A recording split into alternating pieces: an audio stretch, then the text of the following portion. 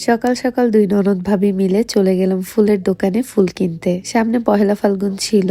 ঘুম থেকে উঠেই সাডেন প্ল্যান করলাম যে দুইজন মিলে আজকে ফাল্গুনের জন্য কিছু ছবি তুলবো। আমরা দুইজনই ছবি তুলতে ঘোরাঘুরি করতে অনেক পছন্দ করি, তো একসাথে থাকলে আমরা জাস্ট সুযোগ পেলেই হয়, ছবি তোলা ঘোরাঘুরির একটা চান্সও মিস দিই না। তো ফুল কিনে বাসায় গিয়ে রেডি হলাম। রেডি হয়ে প্রথমে ছাদে গেলাম ছবি তুলতে, বাট ছাদে ছবিগুলো একদমই ভালো আসছিল না। দেন ভাবলাম আশেপাশে কোথাও গিয়ে ছবি তুলি। বেশি দূরে যাওয়া পসিবল ছিল না, কারণ আলো চলে যাচ্ছিল। তো একটু কাছে ধারের মধ্যে এই জায়গাটাতে গেলাম, গিয়ে কিছু ছবি তুললাম, ভিডিও নিলাম। এখানে ভিডিও করতে গিয়ে আমার ননদ শুধু শুধু হাসছিল, তাই ওকে মজা করে বকা দিচ্ছিলাম। যাই হোক, এখান থেকে চলে গেলাম স্ট্রিট ফুড খেতে, আমার ফেভারিট একটা প্লেসে। এদিকে রিক্সার উপর ওঠার কারণে আমার দেবরের মুডটা খুবই খারাপ ছিল, দেখতেই পাচ্ছেন। বাই দ্য ওয়ে, এই হচ্ছে আমাদের দুইজনের সেদিনের সারাদিন পর প্রথম খাওয়া। ইয়েস, ছবি তোলা সাজগোজ করতে গিয়ে আমরা খাওয়ার কথাই ভুলে যাই। বাসার জন্য একটা পিৎজা পার্সেল নিলাম। দেন বাসায় গিয়ে সবাই একসাথে নাস্তা করে ওয়েট করছিলাম এনাদের ঘুম থেকে ওঠার জন্য। অনেকক্ষণ অপেক্ষা করার পর অবশেষে তারা ঘুম থেকে উঠলে